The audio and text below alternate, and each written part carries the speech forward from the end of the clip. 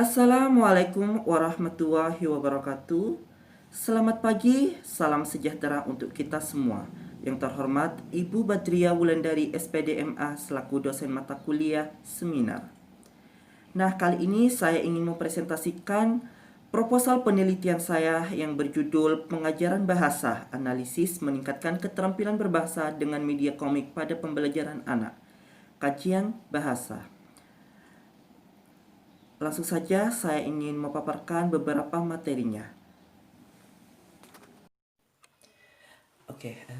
Di proposal penelitian saya yang bertema pengajaran bahasa dengan judul Analisis Meningkatkan Keterampilan Berbahasa dengan Media Komik pada Pembelajaran Anak menggunakan kajian bahasa.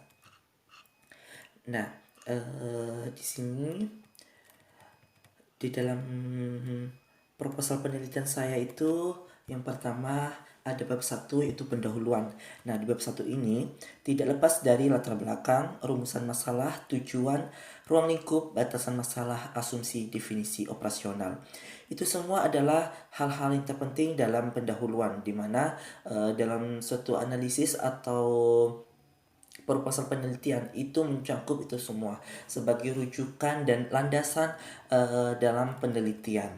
Karena kita dalam analisis penelitian itu tidak lepas dari beberapa argumen-argumen sebagai teoritis dalam analisisnya. Nah, di bab 1 ini ada latar belakang. Nah, latar belakangnya mencakup kata media. Kata media berasal dari bahasa Latin, yaitu berasal dari kata medium yang secara bahasa itu bisa diartikan secara tengah atau perantara atau pengantar. Akan tetapi, secara kata tersebut memiliki pengertian berbeda, yaitu media adalah bentuk-bentuk komunikasi baik bercetak maupun audiovisual serta peralatannya seperti bisa dilihat, didengar, dan dibaca.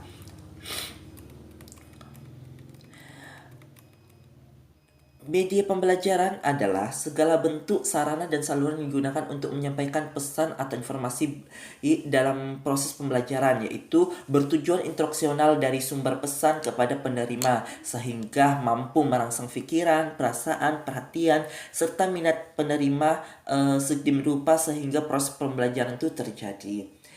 Dalam proses pembelajaran dengan menggunakan media, khususnya media gambar, dapat dilihat dari salah satu alternatif sebagai salah satu alternatif untuk membantu mendorongnya para siswa yang dapat membangkitkan minatnya pada pembelajaran, di mana mereka mengembangkan kemampuan berbahasanya seperti dan juga kegiatan seni, melukis, penulisan, dan menggambar, serta membantu mereka menafsirkan dan mengingat-ingat isi materi bacaan dari buku teks. Itu adalah salah satu manfaat dari media pembelajaran menggunakan media gambar.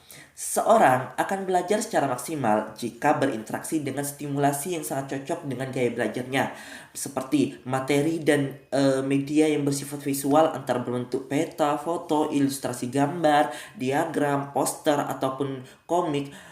Itu sangat memberikan kemampuan atau cara menarik kepada peserta didik. Perpaduan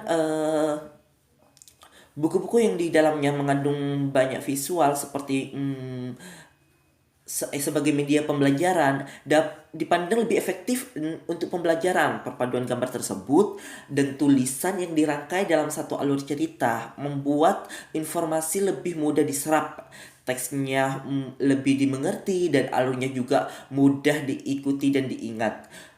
Buku sebagai media pembelajaran selain ringan juga mampu menyampaikan informasi secara jelas, runtut, dan menyenangkan kayak gitu. Nah, komik berasal dari bahasa Inggris yang artinya lucu.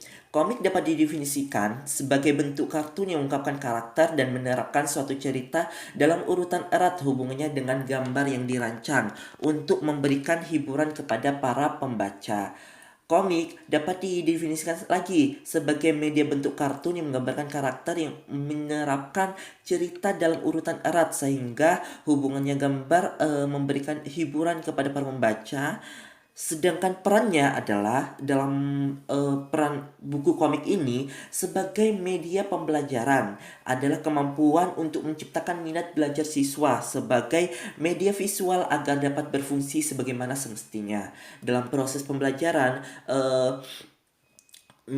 media komik ini sangat lebih efektif karena mampu menarik perhatian para pembaca dan juga mampu lebih memudahkan untuk proses pembelajaran itu berlangsung.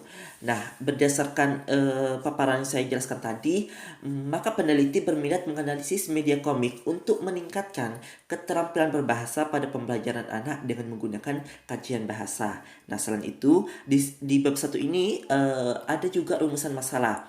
Dan rumusan masalah ini tidak lepas dari topik yang kita ambil, yaitu bagaimana penggunaan media komik dalam meningkatkan keterampilan berbahasa dengan media komik pada pembelajaran anak.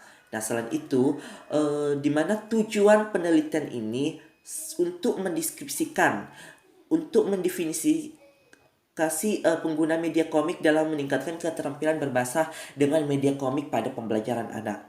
Selanjutnya ada ruang lingkup. Pada pembahasan ini kita memang terfokus pada penggunaan media komik dalam meningkatkan keterampilan berbahasa dengan media komik pada pembelajaran anak.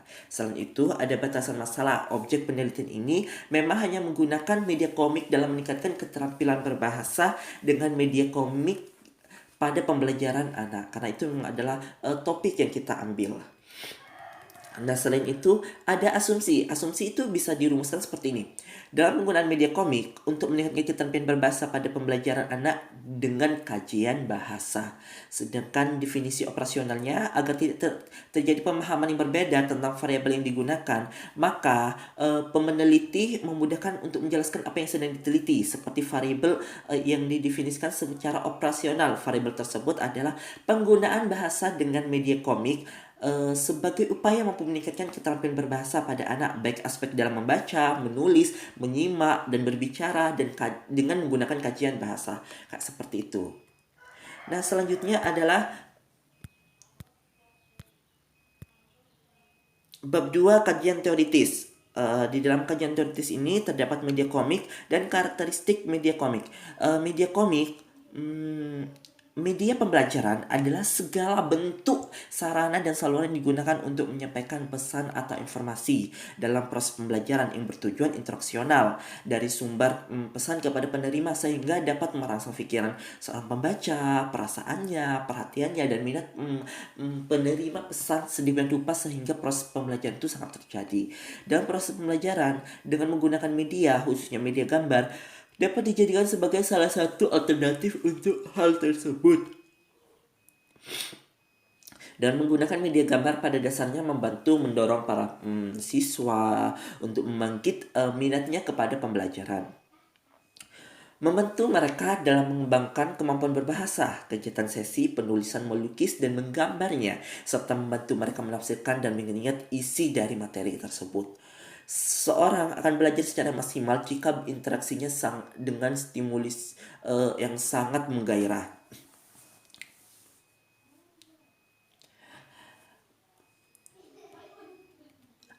Nah, dalam media pembelajaran diartikan sebagai sesuatu yang dapat digunakan untuk menyalurkan suatu pesan atau isi pelajaran, merangsang pikiran perasaannya, sehingga mampu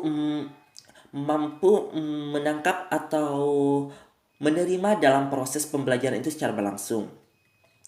Berdasarkan penjelasan yang saya jelaskan, paparan saya jelaskan tadi itu bisa disimpulkan bahwa media pembelajaran adalah suatu yang menyalurkan suatu pesan,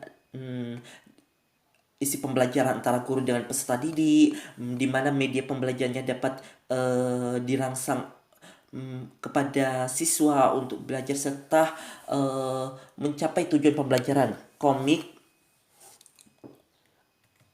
sebagai sarana dan proses pembelajaran itu sangat berpengaruh banget dalam berlangsungnya proses pembelajaran tersebut. Nah, komik yang berbentuk kartun menerapkan cerita dengan urutan erat sehingga gambarnya dirancang dan memberikan hiburan kepada pembaca. Peran pada komik itu sebagai media pembelajaran adalah kemampuan dalam menciptakan minat belajar siswa sebagai media visual agar dapat berfungsi sebagaimana semestinya, Kak, seperti itu.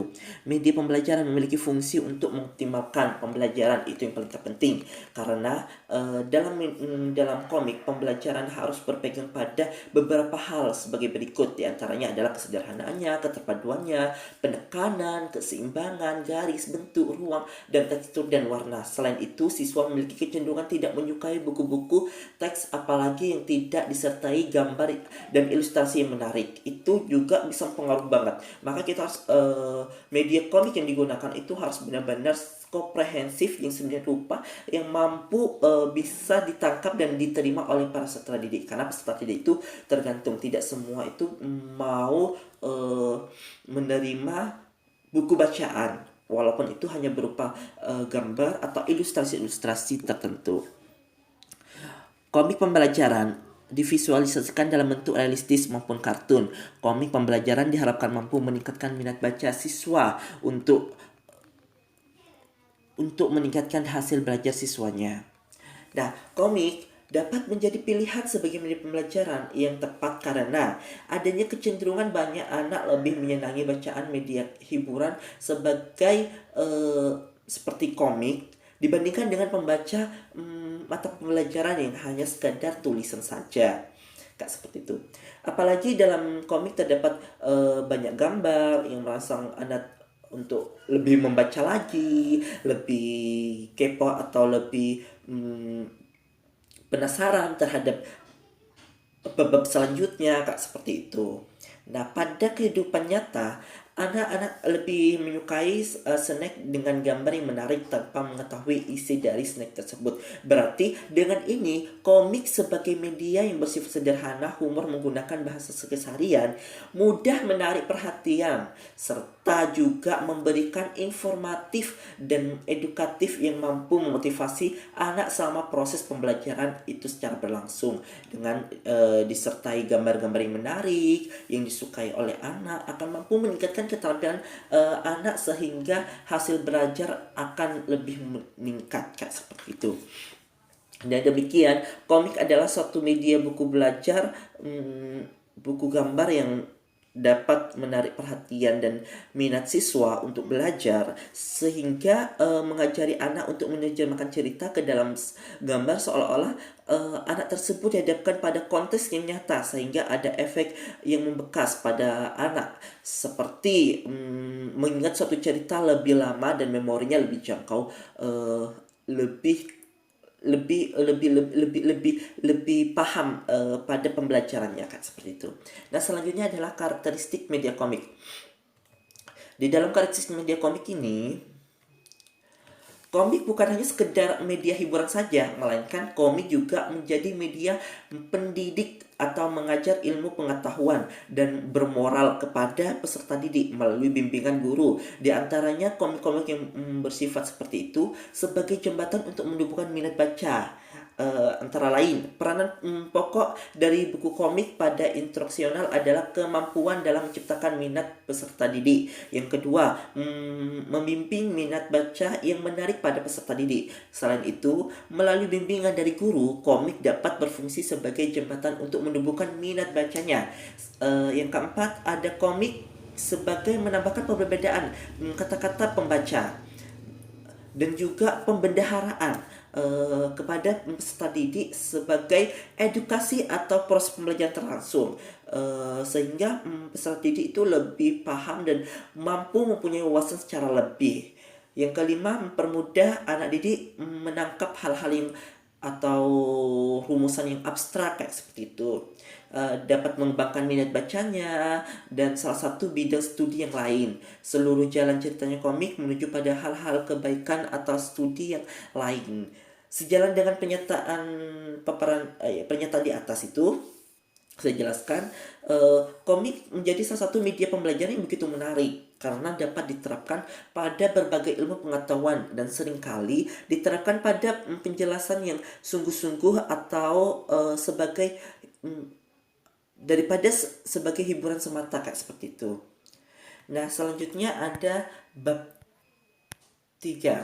Nah, bab tiga itu ada metode penelitian. Dan di metode penelitian ini tidak lepas dari metode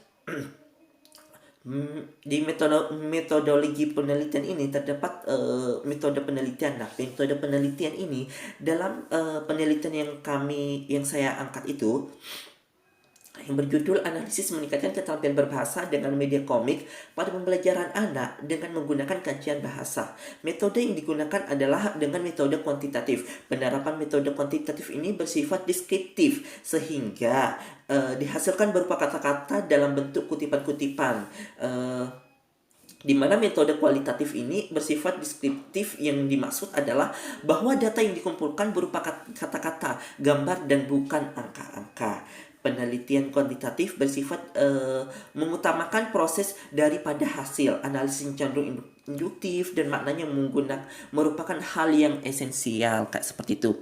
Dalam penelitian kualitatif lebih diutamakan karena hubungannya antara bagian-bagian yang sedang diteliti jauh lebih apabila diamati dalam proses. Dalam pelaksanaannya, metode deskriptif kualitatif menuntut peneliti untuk menangkap aspek penelitian secara akurat serta memperhatikan secara cermat apa saja yang menjadi fokus penelitian sehingga memberikan interpretasi dalam lebih dalam kayak gitu.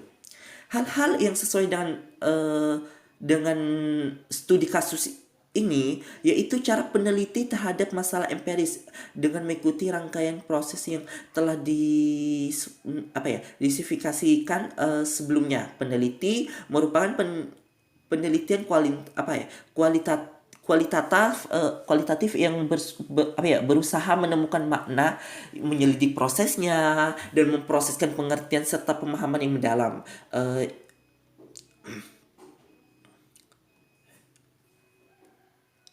Baik secara individu, kelompok, dan situasinya.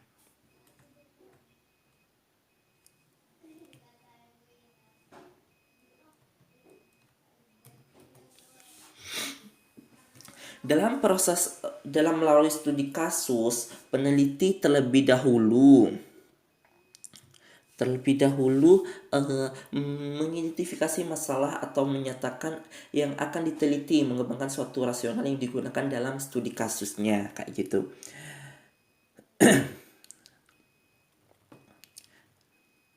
Nah, selanjutnya ada objek penelitian. Dalam objek penelitian ini, sasaran yang diteliti yang tentu saja tidak lepas dari masalah penelitian. Sedangkan objek peneliti ini adalah menerapkan media komik dalam mengembangkan untuk mengungkapkan bahasa anak kayak gitu. Nah, selain itu ada data dan sumber data penelitian. Nah, data penelitian ini untuk memperoleh data yang diinginkan, peneliti menggunakan metode pengumpulan data dengan maksud jika suatu data tidak peroleh dengan metode yang satu, maka bisa diganti dengan metode yang lain. Dengan demikian, terjadilah kerjasama yang sangat melengkapi di antara metode-metode yang digunakan. Peneliti akan langsung terjun ke lapangan sendiri untuk melakukan pengamatan, yaitu observasi terhadap situasi dan kondisi sekolah, melakukan wawancara dengan informan, yakni guru di sekolah dengan menggali, mengangkat data melalui dokumen sekolah serta melakukan dokumentasi atas segala kegiatan yang diteliti. Nah, sedangkan sumber data penelitian ini bisa dikelompokkan menjadi dua, yaitu data primer dan data sekunder. Sumber data primer Sumber data primer adalah sumber data yang mengandung data primer. Dalam hal ini adalah teks sastra yang diteliti. Sumber data penelitian ini memanfaatkan komik sebagai media pembacaan pada peserta didik yang mudah dipahami dan menarik. Sedangkan sumber data sekunder adalah data yang diperoleh dari hasil penelitian atau telah yang dilakukan oleh orang lain yang terdapat dalam berbagai pustaka seperti majalah, buku kritik sastra, makalah artikel pada jurnal sastra, atau hasil seminar sastra. Itu juga bisa. Menggunakan media komik dalam pembelajaran mampu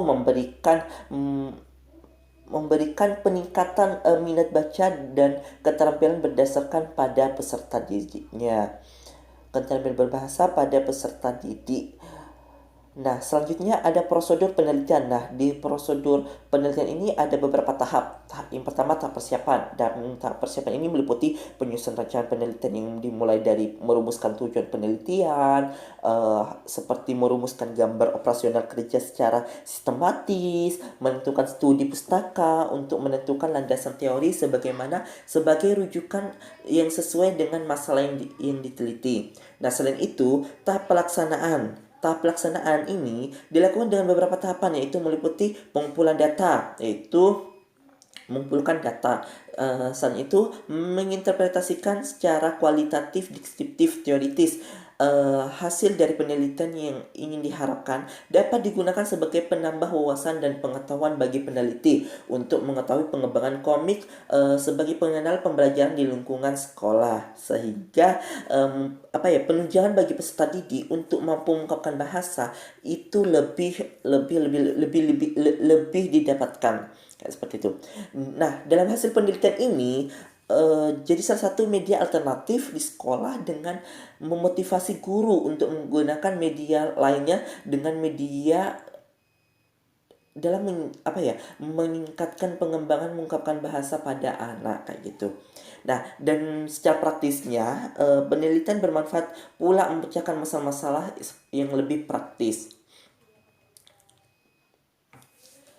Nah, selanjutnya ada tahapan penyelesaian. Nah, di tahapan penyelesaian ini merupakan tahap akhir setelah penelitian selesai dilaksanakan. Tahap penyelesaian lebih kepada meliputi pada penyusun konsep, dasar mengenai laporan yang akan disusun, konsultasi konsep laporan, perbaikan laporan, penulisan karya ilmiahnya, kayak seperti itu. Nah, selanjutnya ada teknik penelitian. Nah, di teknik penelitian ini itu digunakan untuk kepentingan tertentu dalam penelitian. Penelitian yang berjudul analisis meningkatkan keterampilan berbahasa dengan media komik pada pembelajaran anak dengan menggunakan kajian bahasa dengan metode studi kasus, kan seperti itu. Nah, sedangkan teknik pengumpulan datanya ini untuk memperoleh data yang diinginkan, maka menggunakan pengumpulan data. Salah satunya itu adalah pengamatan observasi. Metode observasi sebagai teknik pengumpulan data dengan pengamatan langsung kepada subjek penelitian. Dengan metode ini, seorang penulis berharap lebih mudah untuk memperoleh data yang diperlukan. Data yang penulis observasi ini adalah cara menghimpun bahan-bahan keterangan data yang dilakukan mengadakan pengamatan dan pencatatan secara sistematis terhadap fenomena yang sedang yang dicidakkan sasarannya, kayak situ. Nah, metode observasi ini meliputi ada dua, yaitu observasi partisipan, yaitu penelitian terlibat dengan kegiatan sehari yang sedang diamati atau digunakan sebagai sumber data penelitian, ataupun observasi non partisipan, yaitu peneliti yang tidak terlihat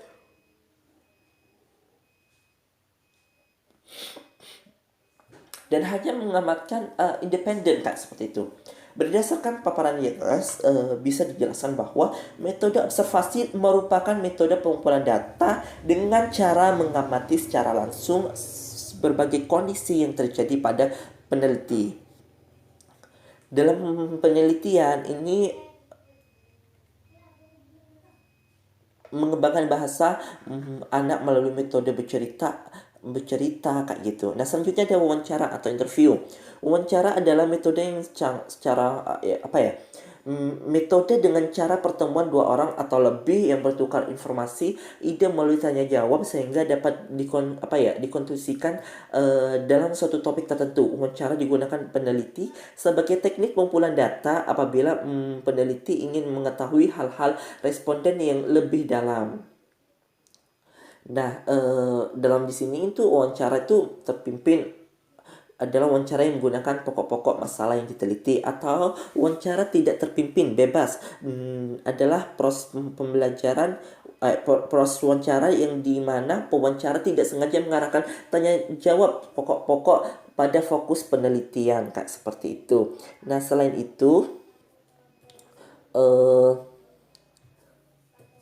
wawancara bebas. Wawancara bebas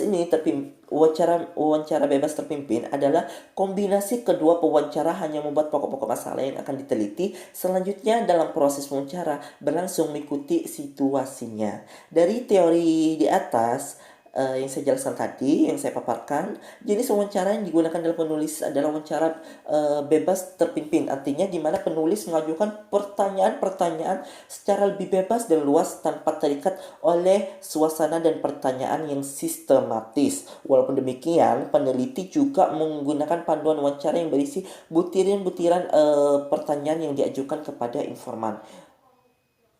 Metode penulisan yang peroleh data dengan keterangan tentang proses pelaksanaan penerapan media komik ini menggambarkan bahasa anak seperti dengan tujuan untuk memperoleh data seperti tujuan penggunaan media komik, langkah-langkah penggunaan media komiknya, manfaat media komik dalam pengembangan bahasa anak, maupun indikator pencapaian pengembangan bahasa anaknya. Nah, selanjutnya adalah dokumentasi. Nah, dokumentasi ini sejumlah besar data yang bersedia adalah data verbal yang terdapat dalam surat-surat format format catatan harian, jurnal kenangan, laporan dan sebagainya. Nah, selanjutnya adalah teknis analisis data.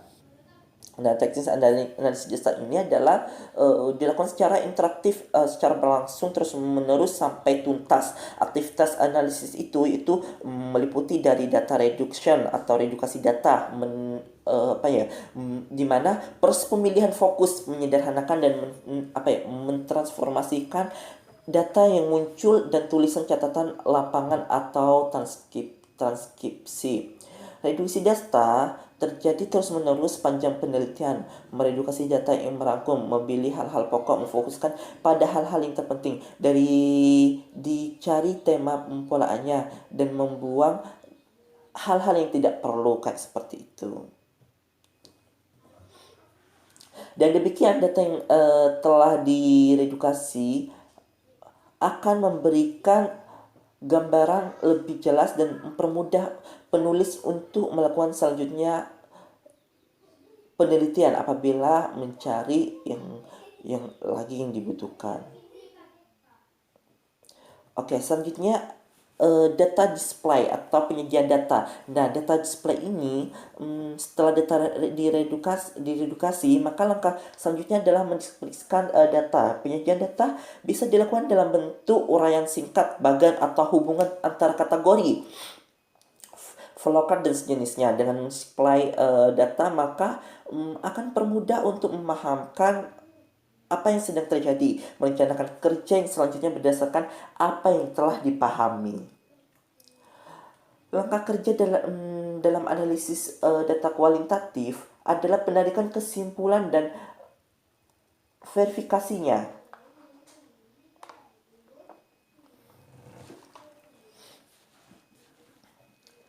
Berdasarkan metode langkah dengan cara yang dilakukan, maka akan diperoleh kesimpulan sangat jelas mengenai perencanaan pemimpinan kepada sekolah tersebut dalam menyusun pengembangan mutu pendidikan.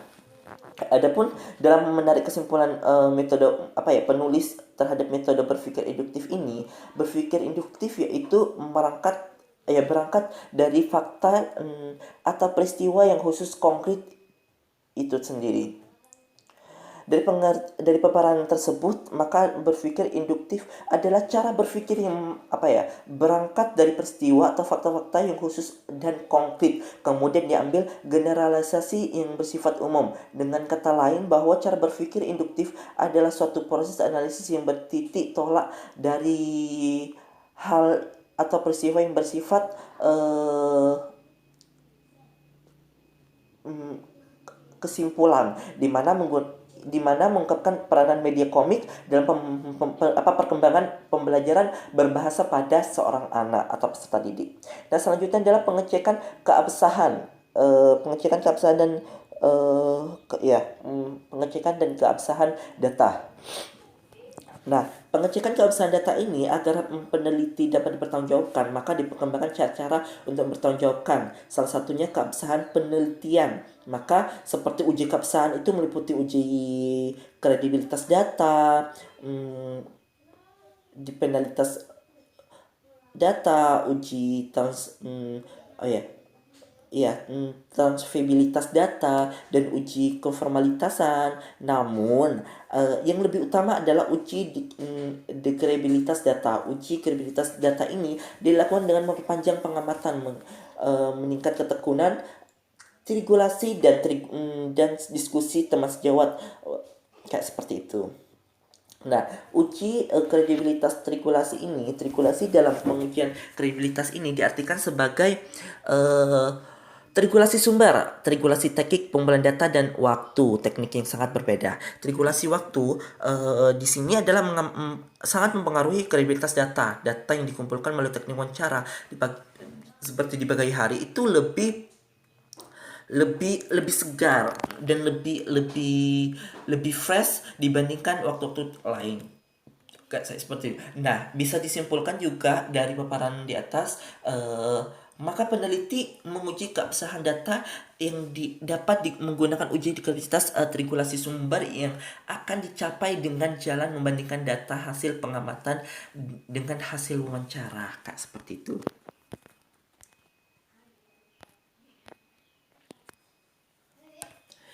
Itulah dia paparannya.